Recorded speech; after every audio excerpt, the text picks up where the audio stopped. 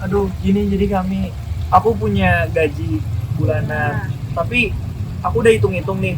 Ternyata gajiku nggak bisa mencukupi kebutuhanku, Kak. Wah, itu berarti namanya kamu belum mencapai financial freedom. Emang apa, Kak, financial freedom itu? Nah, kalau kamu mau tahu financial freedom lebih jelas nih, aku kasih tahu ya. Mending kamu itu nonton ini.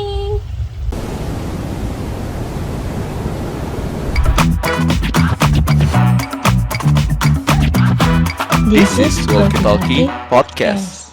Halo semuanya, kembali lagi di podcast Alliance. Halo teman-teman, kembali lagi di podcast kedua Finance Bureau HMDIE. Pertama-tama aku mau kenalan dulu gak sih? Karena kata orang tuh tak kenal maka tak sayang. Jadi aku mulai dulu dari teman aku nih yang paling cantik yang pakai jilbab. Boleh dong kenalan siapa namanya? Oke, makasih Dira. Halo semuanya, kenalin aku Ratu dari Ekonomi Keuangan Perbankan Angkatan 2022.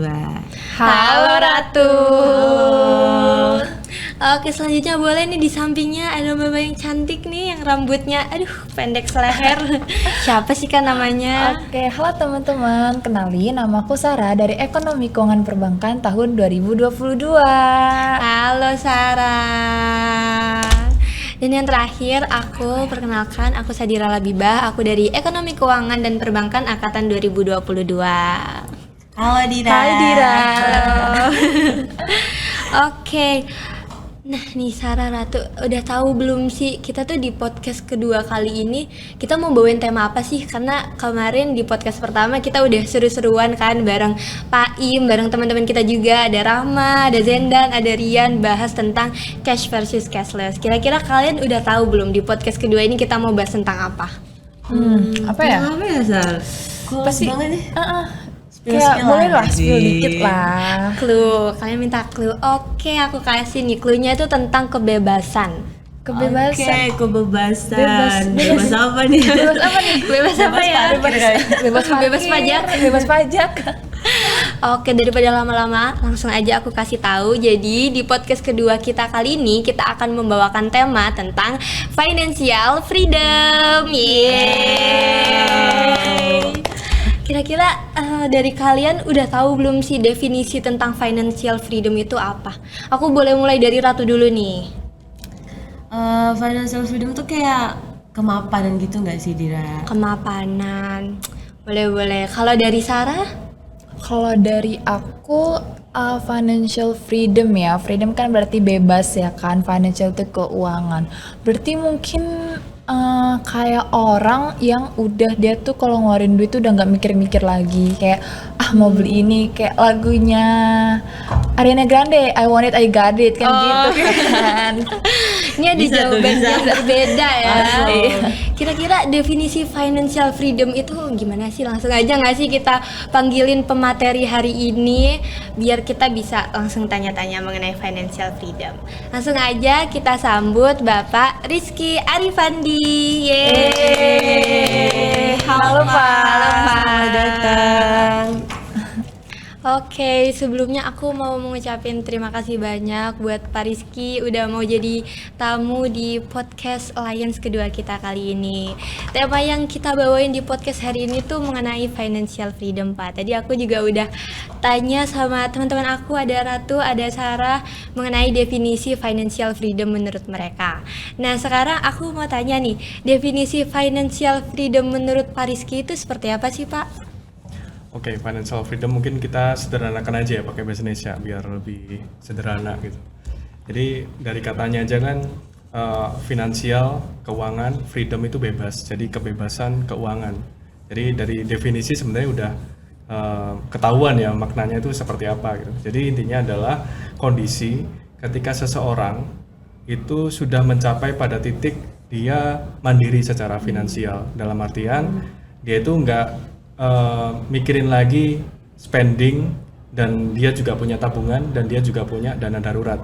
Misalnya kalau orang udah mencapai kebebasan finansial, dia itu kayak nggak mikir gitu besok misalnya makan apa, terus misalnya nanti anak sakit itu kayak gimana. Udah Nah, itu dia udah selesai dengan urusan itu semua karena dia sudah punya anggarannya sendiri untuk itu semua, dan udah siap dalam jangka panjang.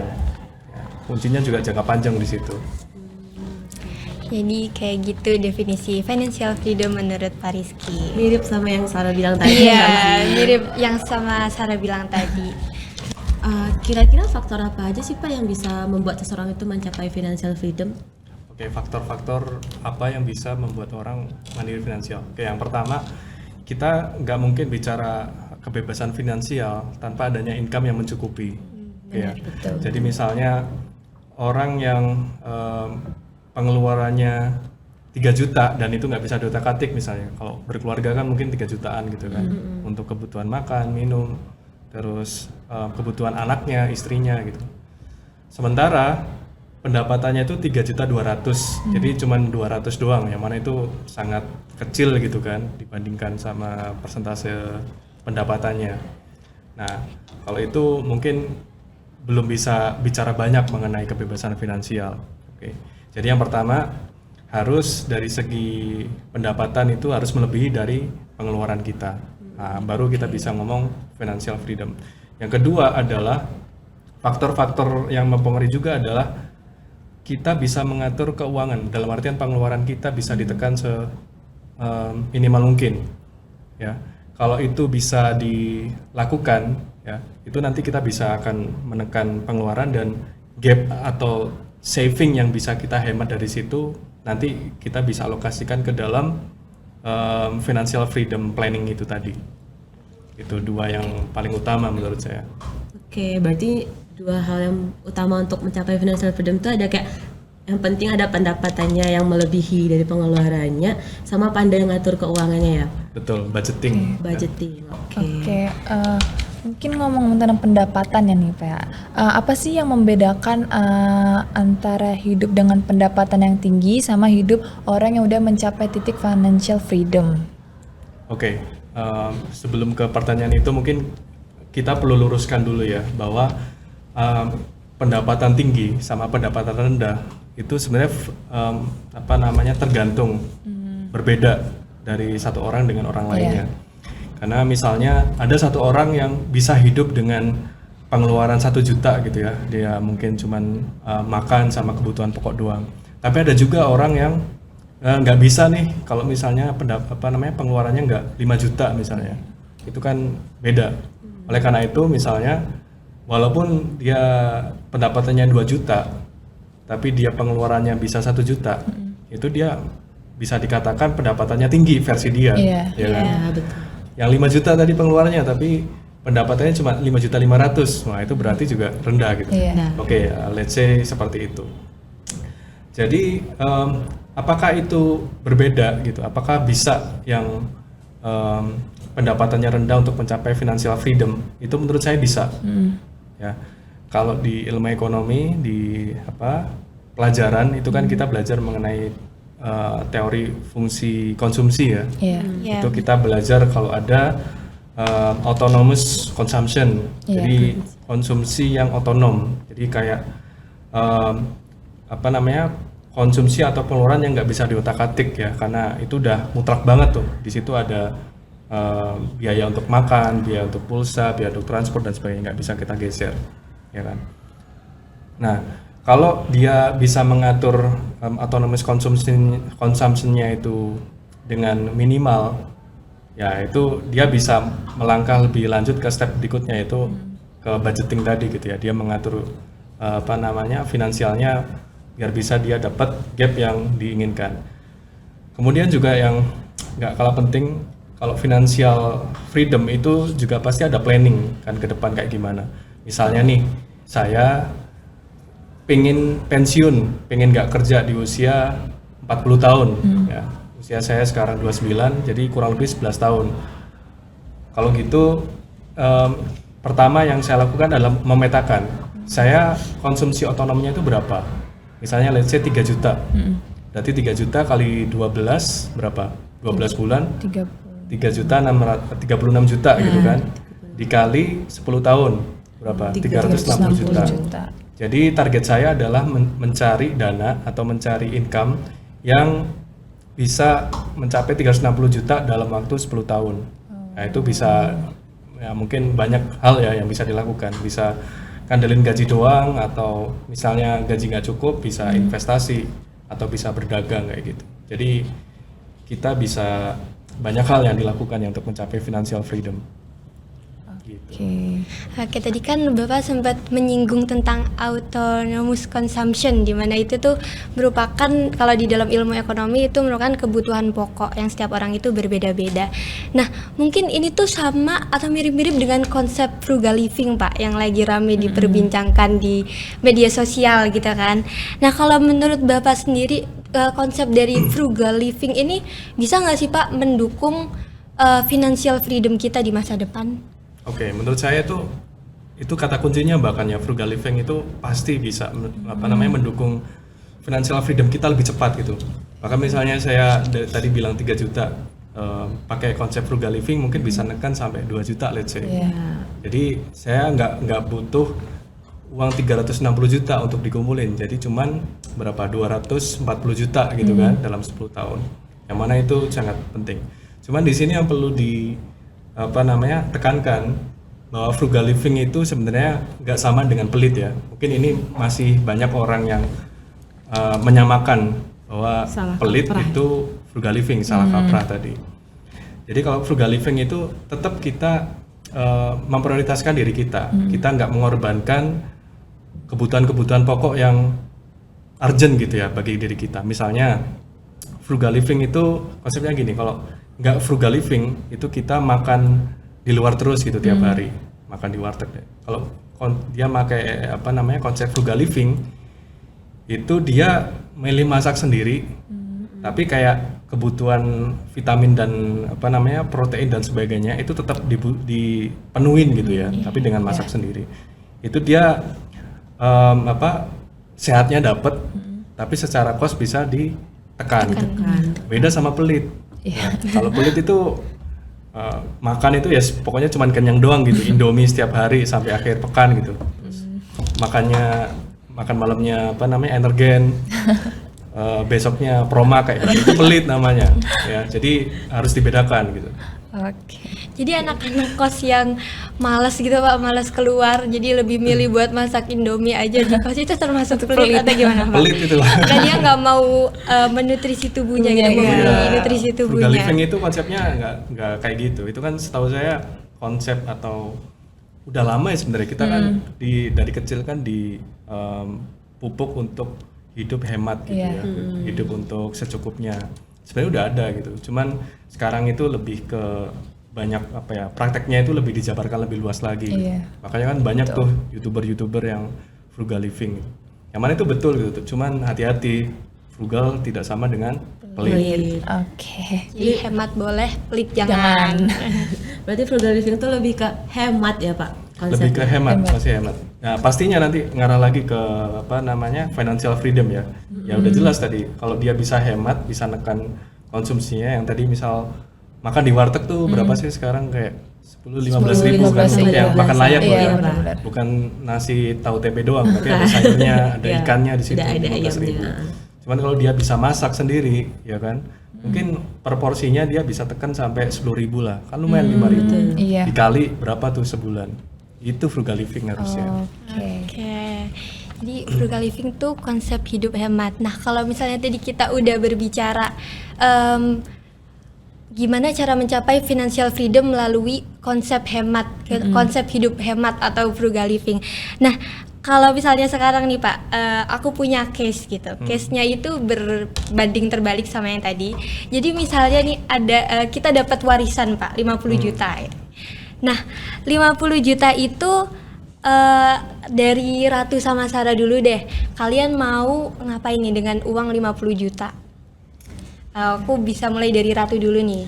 Oke, kalau aku kira-kira kayaknya uang 50 juta itu mau aku investasiin sih. Karena kan kayak investasi itu kita bisa dibilang ya, dapat uangnya tuh cepat, gak tanpa usaha yang banyak gitu loh.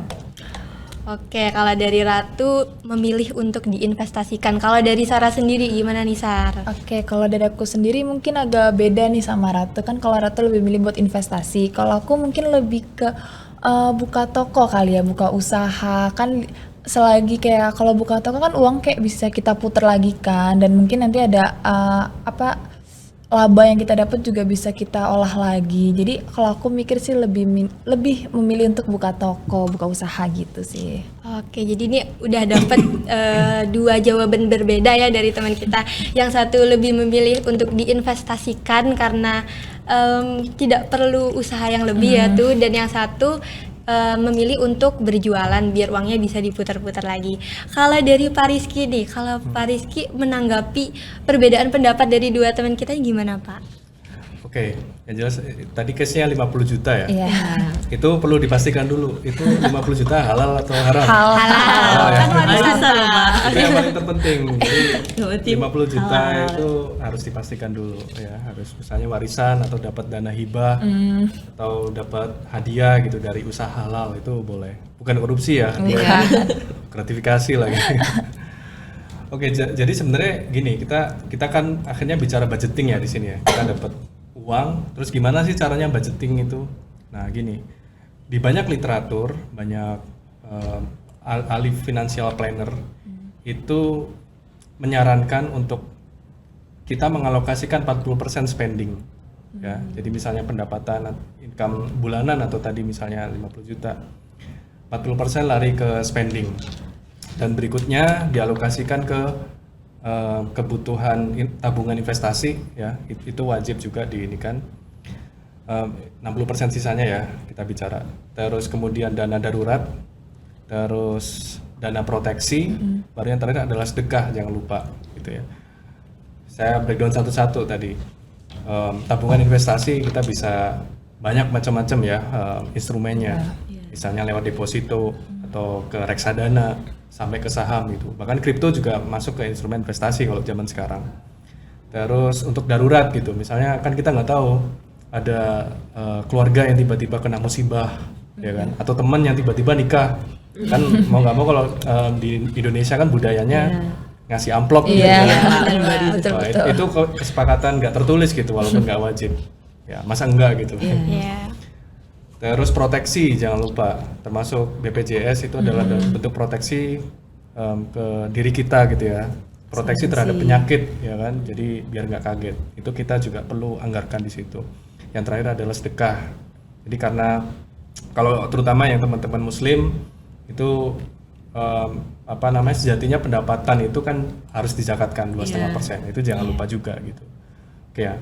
Nah sebenarnya untuk 40% ini juga bisa diotak-atik, itu tergantung preferensi masing-masing. Cuman defaultnya, ibaratnya kayak game itu kan ada default gitu kan. Cuman kita bisa atur sebenarnya.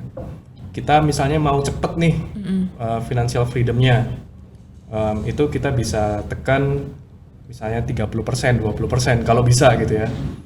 Atau kita pengen pengen lebih enjoy dengan diri kita sendiri, mungkin kayak pengen pelesiran misalnya 50 juta, itu nggak apa-apa di gede 50% gitu. Itu kembali lagi ke masing-masing ya. Kalau jadi jangan disamakan misalnya baca di buku 40%, oh saya harus 40% gitu. Padahal nature-nya dia itu nggak bisa kayak gitu, itu jangan. Itu malah menimbulkan harmful buat kalian sendiri gitu ya. Jadi istilahnya spending itu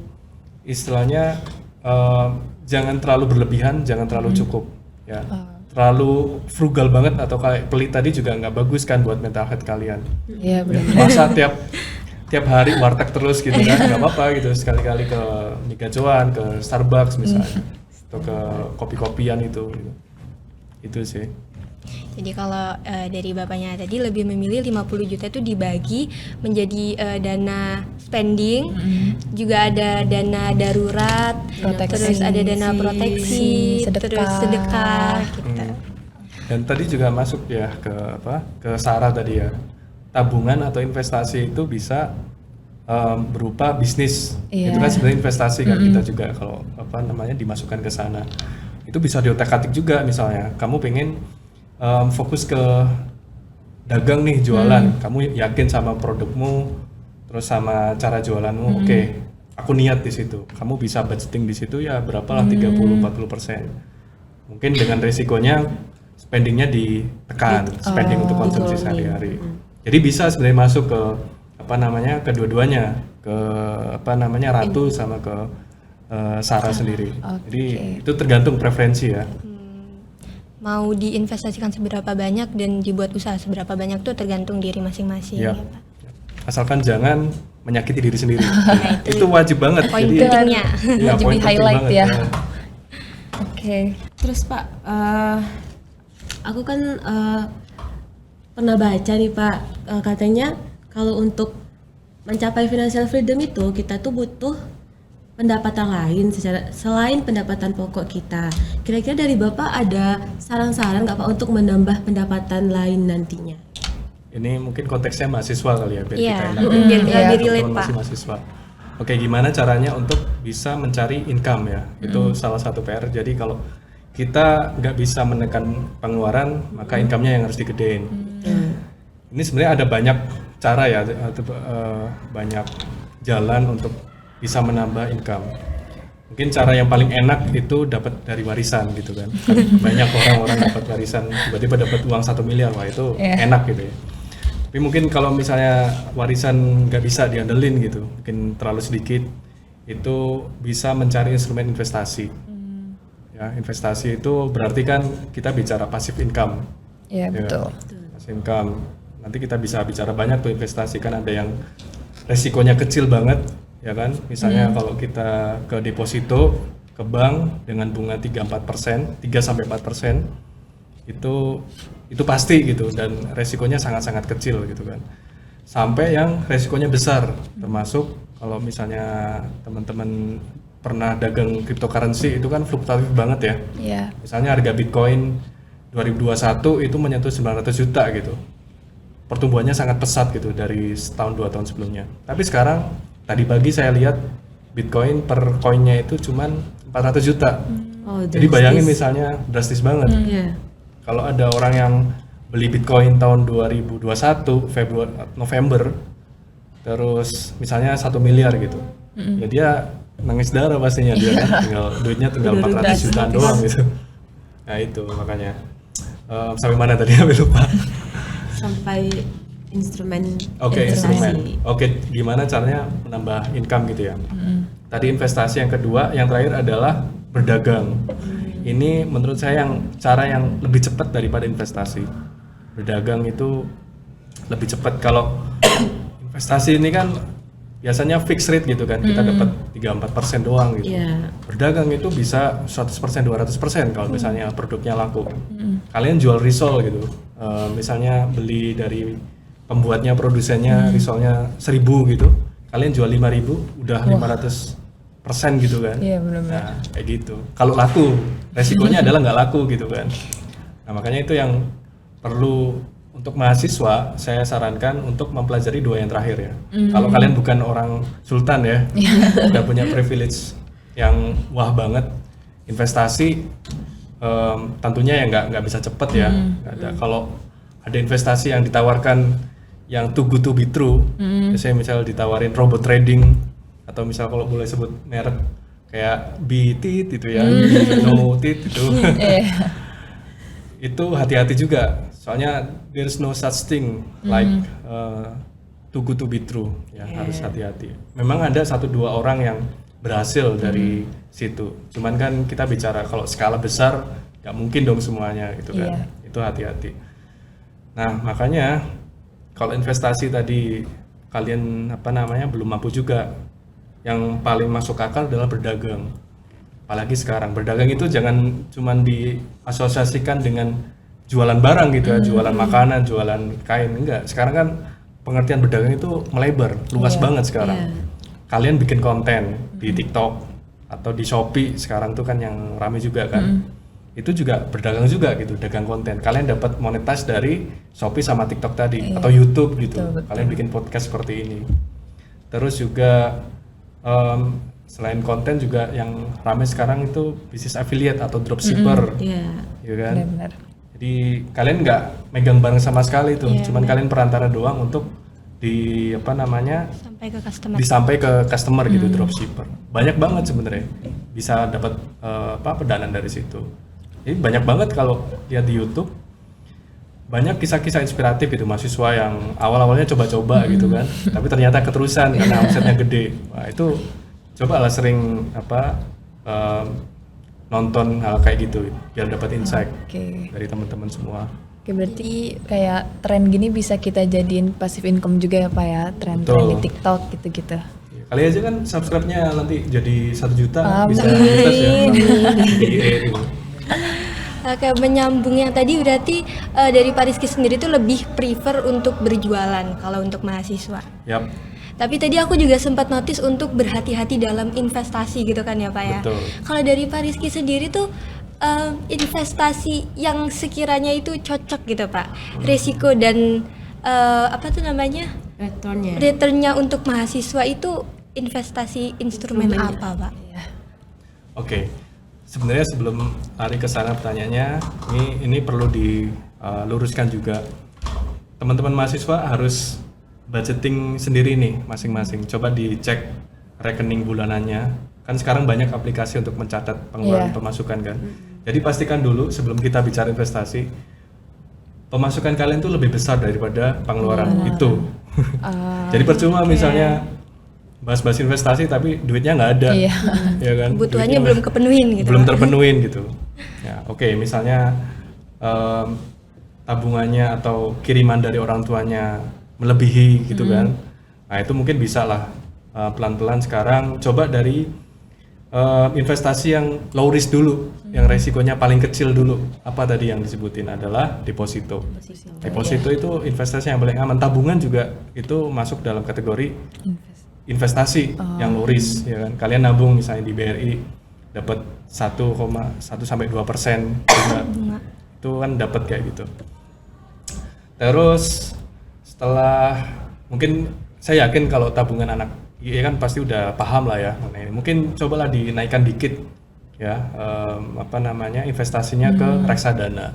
Iya. Ya, reksadana garis miring juga bisa sukuk kalau yang syariah atau SBR, SBN surat berharga negara itu rate-nya secara umum lebih gede daripada tabungan atau deposito, ya kan? Kalau setahu saya rata-rata itu kisaran 4-5% ya di kondisi normal. Ya kalau kondisi resesi biasanya lebih gede lagi apalagi pas inflasi ya. Iya. Itu biasanya lebih gede, inget ya waktu teori moneter kan. Itu.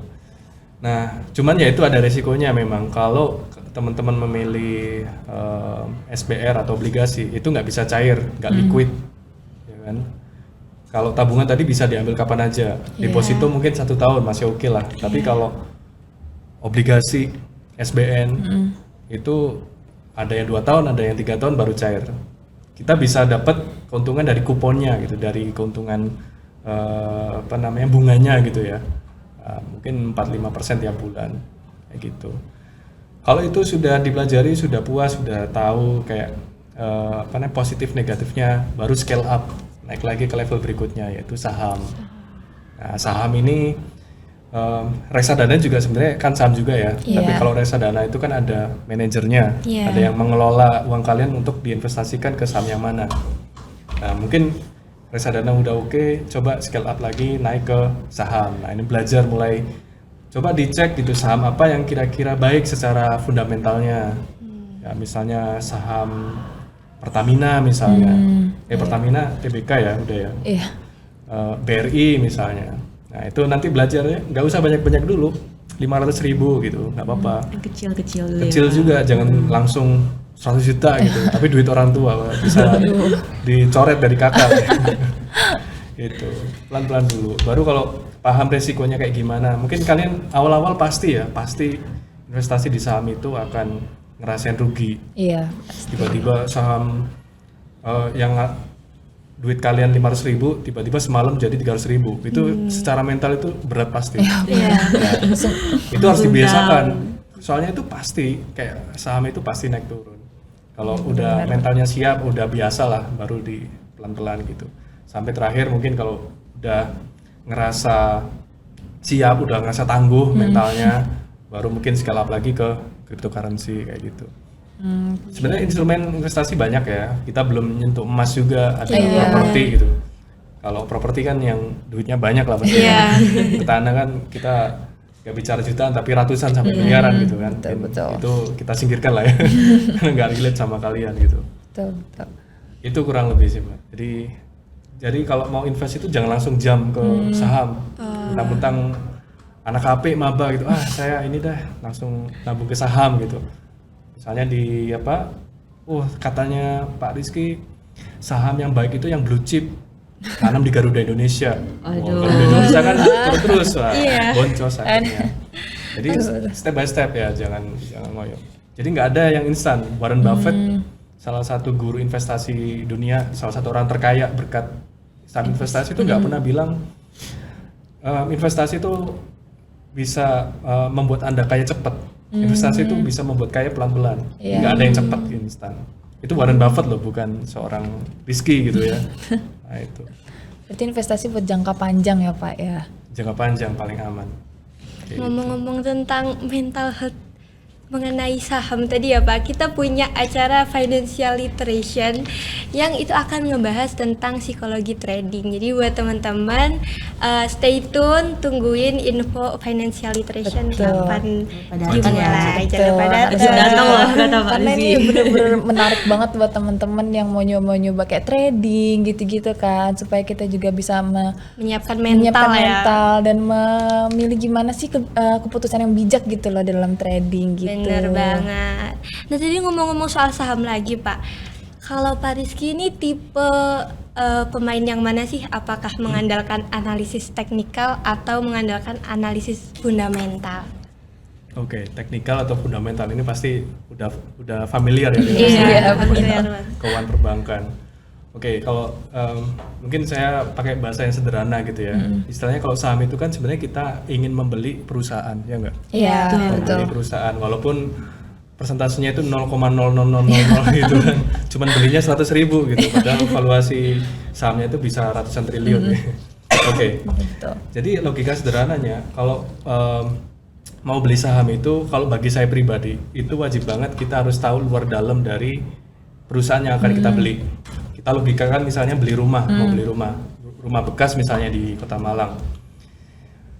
Kalau analisis teknikal itu dia itu cuman lihat luarannya doang, ya kan? Misalnya Iya, dia betul. beli rumah di daerah Tidar, Malang, dia lihat, rumahnya bagus nih, keren gitu, desainnya suka banget. Ini kemungkinan 5 tahun ke depan, 10 tahun ke depan bakal naik nilainya gitu, nilai dari rumah tersebut. Itu teknikal doang, that's it, point gitu. Nah, sementara fundamental itu melihatnya lebih dalam lagi, lebih holistik lagi. Jadi rumah tadi udah dilihat ya, oke, secara penampakan oke, ya. Jadi teknikal itu juga jadi masukan, jadi pertimbangan juga. Tapi nggak cukup dari situ. Iya. Kita Harus perlu melihat, balance ya, Pak. harus balance juga, harus ngelihat.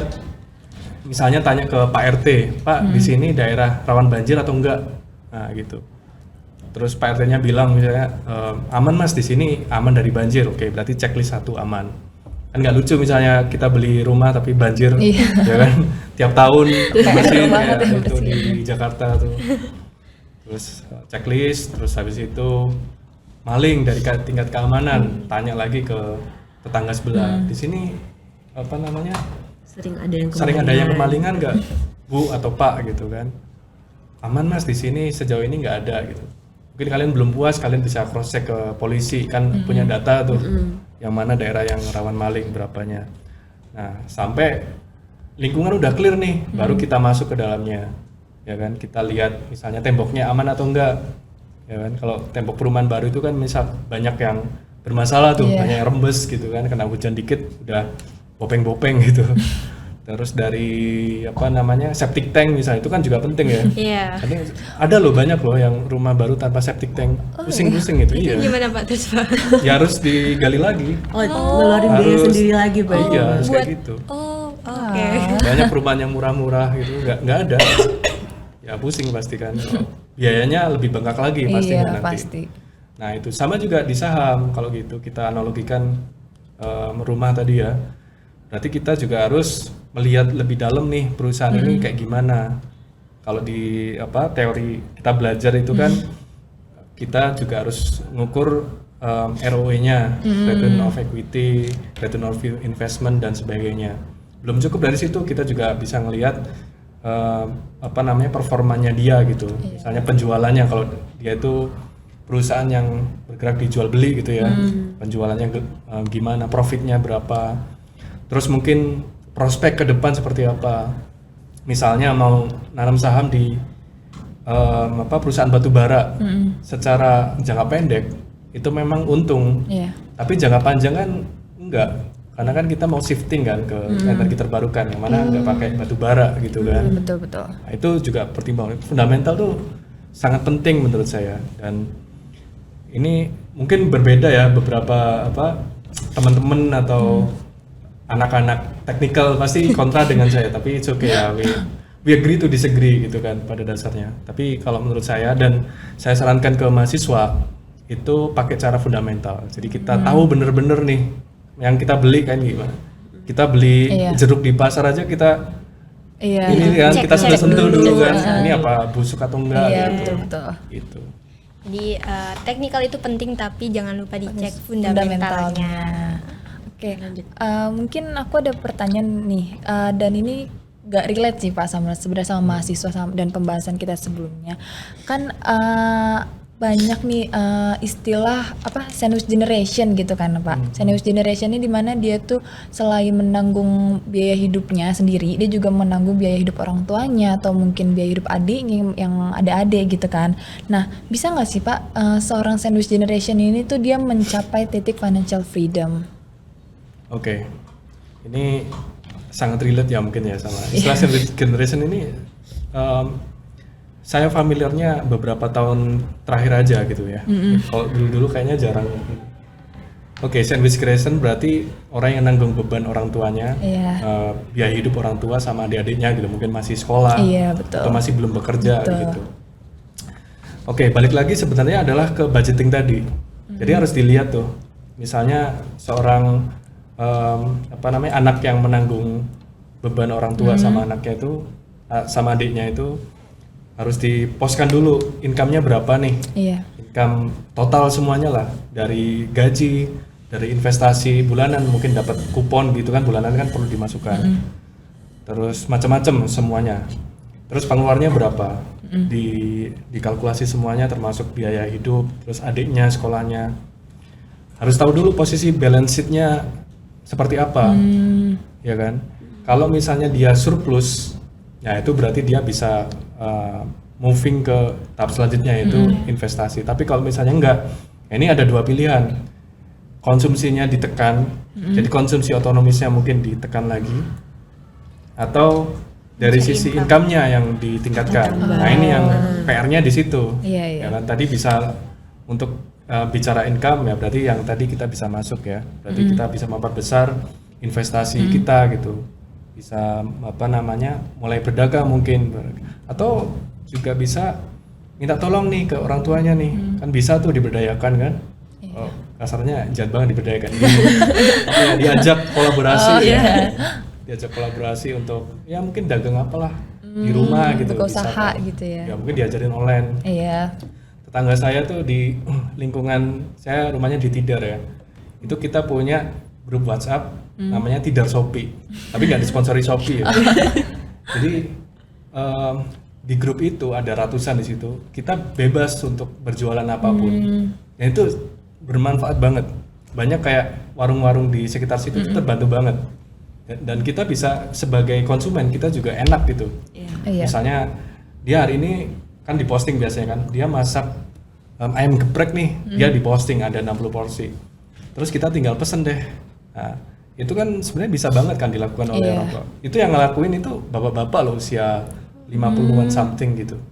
Itu bisa banget. Atau adik-adiknya juga mungkin bisa kali diajarin kayak bikin konten atau apa gitu. Jadi banyak hal gitu ya. Selain juga yang investasi tadi sama berdagang tadi ya bisa. Itu sih service generation ya. Ada yang sandwich generation di sini? Belum Pak, belum berpenghasilan. Atau kalian yang jadi ininya, yang tanggungannya? Tanggungan kalian? Kayaknya iya sih Pak. Iya. Ya. Oke, mungkin aku mau nanya nih Pak tentang financial freedom untuk mahasiswa. Jadi ini ada pengalaman saya secara pribadi ya Pak.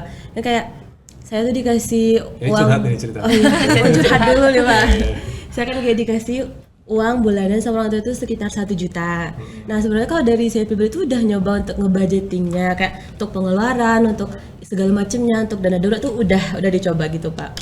Tapi saya tuh tipe orang yang nggak bisa nahan untuk nggak belanja kayak jajanan gitu Pak. Tapi kayak bisa nahan untuk nggak beli barang, tapi nggak bisa nahan untuk beli jajanan-jajanan kayak apa sih, kayak bakso sama kayak gitu. Topoki Itu gitu iya Pak, itu udah di luar dari kebutuhan pokok ya Pak, istilahnya kayak udah di luar makan sehari-hari gitu Pak. Untuk makan sehari-hari itu udah dibudgetin gitu Pak.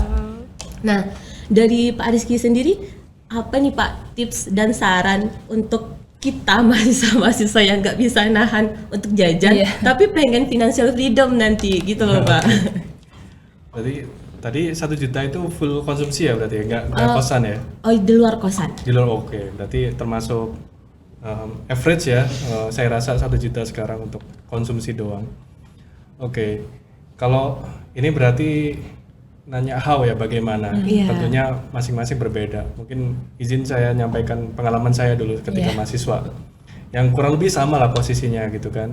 Yang pendapatannya average sama lah. Saya dulu dapat bulanan dari orang tua itu 300-500 ribu pada tahun 2012 saya maba di sini. Ketahuan ya. Oke. Nah, yang kalau saya pribadi sih dulu itu udah terdidik gitu ya untuk mengelola uang dengan baik. Jadi jauh bahkan sebelum jadi mahasiswa itu udah diajarin tuh kayak hidup hemat gitu. Bahkan uang jajan ketika SMP SMA itu cuman cukup buat jajan 1 bungkus doang sama 1 aqua gelas doang. Seriously, saya nggak berusaha lebih-lebihkan kayak gitu. Untuk saya sih bisa gitu. Dan untuk kasus Mbak mungkin bisa beda ya, mungkin belum biasa seperti itu. Jadi saran saya adalah gimana caranya ya ditekan gitu. Harus ditekan seminimal mungkin. Jadi cara paling mudah itu biar efek psikologisnya berasa, coba dicatat gitu. Coba dicatat semuanya. Dan kalau misalnya mau, kamu harus masang set target. Kamu misalnya pengen financial plan-nya itu seperti apa dalam jangka pendek, panjang, dan menengah kayak gitu. Jadi misalnya kamu pengen target ingin apa nih, misalnya beli HP mungkin atau apa? Beli tab deh Pak. Beli tab, oke. Beli tab yang harganya 6-7 juta lah. Nah itu bisa jadi jadi secara psikologis mendorong kamu nih untuk berhemat. Jadi harus ada tujuan. Betul. Misalnya 1 juta itu pasti deh secara psikologis akan ngaruh banget ke kamu. Misalnya mau jajan nih, ikut ada teman yang ngajak jajan tteokbokki gitu atau mie gacoan. Itu secara alam bawah sadar kamu akan ngerem gitu. Enggak deh, saya kan ingin beli tab gitu bulan depan. Itu percaya deh, itu berhasil. Jadi harus pasang target. Misal pun kamu nggak punya target dalam jangka pendek, coba jangka menengahnya kamu ini.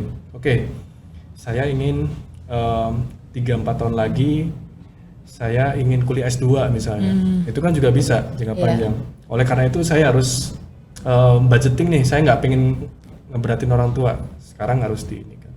Efek psikologisnya harus diiniin. Itu sih. Cewek itu mungkin susah kali ya. Iya susah banget. Jajan ya. Emang susah dinahan jajannya sih Pak. Padahal itu udah di luar kebutuhan pokok sebenarnya Pak. Kayak untuk yang makanan sehari-hari itu udah cukup gitu loh Pak. Jadi uang-uang yang udah ditargetin atau udah dibudgetin untuk kayak dana darurat atau beli yang lain itu malah kepake buat jajan lagi gitu itu. Pak. Tapi tetap ya jangan menyiksa diri kamu ya. Oke, kamu mau hemat beli tab, tapi ya jangan pelit-pelit banget. Kamu mungkin enjoy masa depan, tapi masa sekarang kamu menderita kan buat apa juga ya. Seimbang aja gitu. Berarti perlu self reward juga. Self reward bener. Tapi nggak berlebihan Iya, ya. nggak berlebihan juga. Ya, untuk 1 juta self rewardnya ke Malang Selatan aja cukup. Nggak perlu ke Bali atau ke Singapura kan. Nah, itu. Betul. Ini jauh banget Pak Malang Selatan. Iya jauh Naik ya. motor kan bisa kan. Naik motor. Oke, makasih sih Pak, tipsnya berguna banget ya untuk pasang target berarti intinya ya Pak. Oke. Oke, ini aku mau tanya nih Pak. Setuju nggak sih Pak dengan pernyataan kalau financial freedom itu bisa membebaskan anak cucu kita dari sandwich generation? Ya setuju banget ya. Karena gimana pun anak itu, kebetulan saya punya anak ya dan ngerasain juga kalau kita sebagai orang tua itu harus memastikan bahwa anak kita itu tercukupi nanti sampai lulus kuliah. Targetnya seperti itu. Jadi jangan sampai dia ketika kuliah itu juga harus mikirin biaya.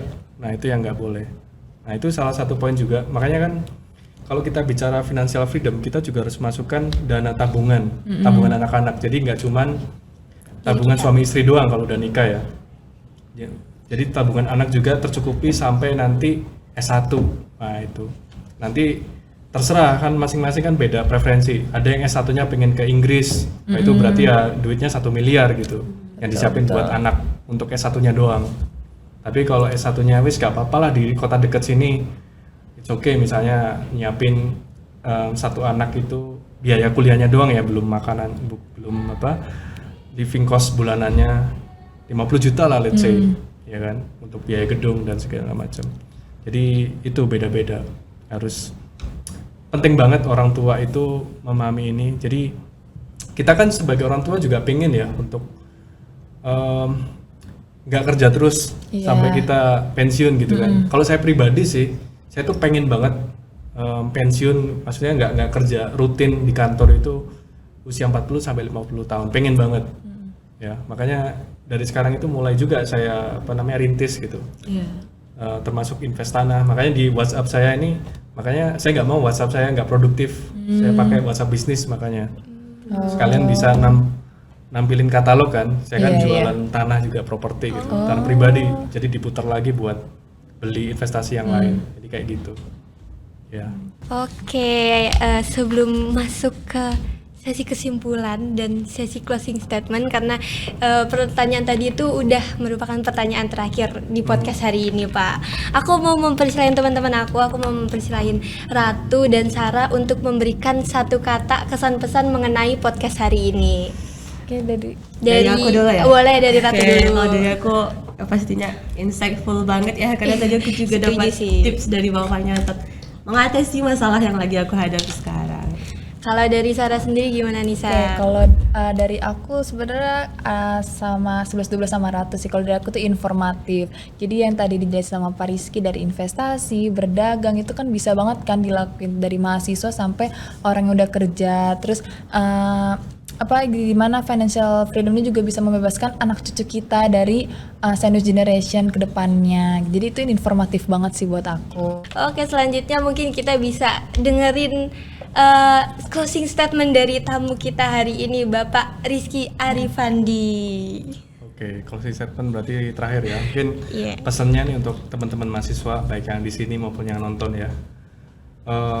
Coba teman-teman pasang challenge buat diri kalian sendiri.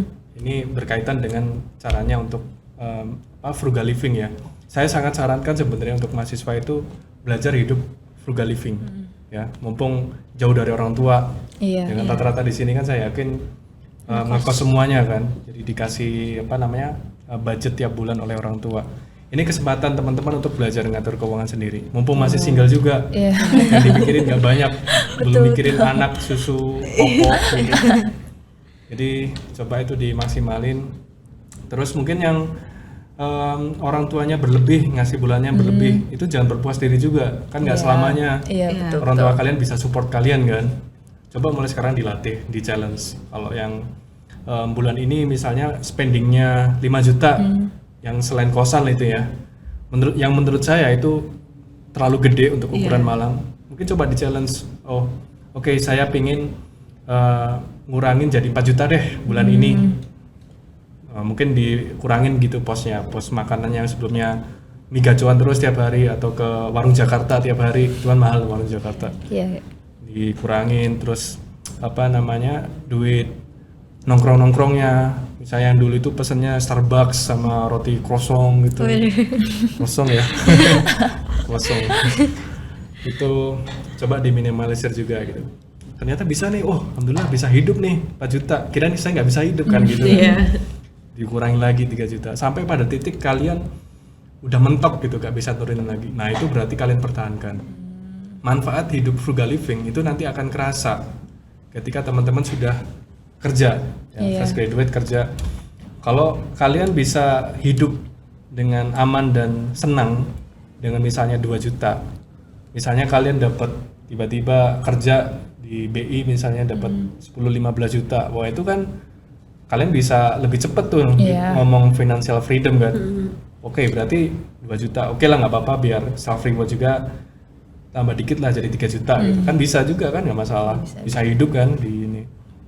Nah itu jadi kalau pendapatan kecil aja bisa hidup apalagi yang besar, nanti kalian bisa lebih enak gitu. Iya. Dan secara mental kalian lebih siap gitu ngadepin pernah hidup susah gitu kan. Iya. Pernah hidup susah, jadi susah senang kalian akan terbiasa nanti ketika dewasa. Itu sih coba. Selain itu juga yang nggak kalah penting selain frugal living adalah untuk sekarang investasinya itu adalah leher ke atas. Iya. Paham ya? Leher ke atas itu berarti muka sama dalam-dalamnya juga sekalian ya, yaitu otak gitu kan. Beauty and brain. Beauty and brain. Ya. Mungkin yang cewek juga jangan di ngerawat diri, yang cowok Iya. juga gitu. Jangan terlalu frugal living, akhirnya beli sabun muka aja diganti sama sabun colek gitu. Sampai itu Kering dong, Mbak, mukanya. kebangetan gitu ya. Nggak frugal living itu menyiksa diri. Terus juga otak. Sekarang mungkin belajar aja gitu yang bisa dipelajarin. Mungkin kan banyak nih sekarang yang nawarin kayak sertifikasi yang pastinya bermanfaat nanti. Dan itu resmi loh, diakuin sama nasional internasional. Misalnya certified data analyst, kalau yang tertarik sama data itu berapa sih, paling 1 juta lah gitu di ini kurang lebihnya. Terus juga ada financial planning, financial planner atau planning ya saya lupa, atau CFP kalau di ini kan. Itu bisa nanti, percaya deh, ilmu yang kalian pelajari ya, sertifikat itu tadi itu akan berguna banget dimanapun kalian kerja di Pertamina, PLN. Kalau ada ilmu yang tadi di belakang gelar kalian, itu value kalian akan jauh lebih mahal daripada teman-teman yang nggak punya gitu. Itu sih menurut saya, semoga bermanfaat. Oke, itu tadi closing statement dari Pak Rizky. Tepuk tangan dulu dong. Yeay. Oke, aku mau ngucapin sekali lagi makasih buat Pak Rizky udah mau hadir di podcast ini, mau membagikan insight-insight yang Bapak punya untuk kita dan teman-teman yang menonton juga. Buat teman-teman yang nonton, semangat untuk memulai financial planning gitu ya, untuk mencapai financial freedom di kemudian hari. Oke, segitu dulu untuk podcast Alliance kedua kita kali ini. Sampai jumpa di podcast Alliance kita selanjutnya. Dadah. Dadah Pak. Dadah. Wah, thank you banget ya kami. Ini membantu aku banget nambahin insight baru buat aku bisa terapin dari tips Pak Rizky sama teman-teman dari finance. Nah gitu, jadi kamu jangan sedih lagi ya. Siap kami. Thank you teman-teman udah nonton Alliance kali ini. Jangan lupa like, komen, dan subscribe. Dadah.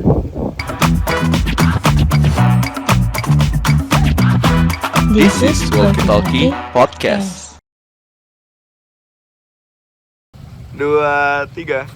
Loh, apa itu financial freedom, Kak?